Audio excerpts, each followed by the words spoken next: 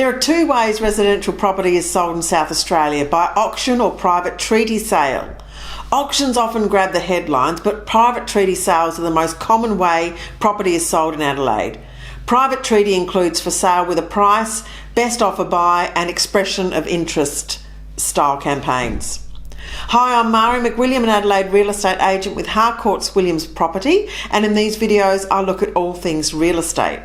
If you're a buyer and you're unsure about the differences between the two processes, here's what you need to know. A private treaty sale is where the seller, in conjunction with their agent, researches the market and sets a price or a price range they want for their property. The seller then negotiates with potential buyers via their agent. Once a price and terms are agreed, the seller and buyer sign a contract, and in most cases, the process will enter a cooling off period. In South Australia, the cooling off period is 2 clear business days from when the buyer and seller sign the contract and the buyer has received the vendor's Form 1 statement.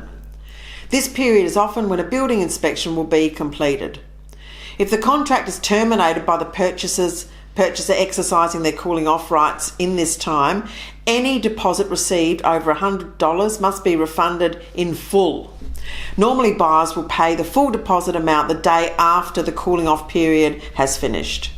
In most cases, an auction campaign culminates on the actual day of the auction, but can also be sold beforehand. On auction day, the seller sets a reserve price, then potential buyers set the final price through a competitive bidding process. The bidding process is completely transparent, as everyone is aware of what each other is bidding. You're immediately aware of what other potential buyers are prepared to pay. There are no cooling off periods, and the contract conditions like deposit and settlement have to be negotiated before the auction.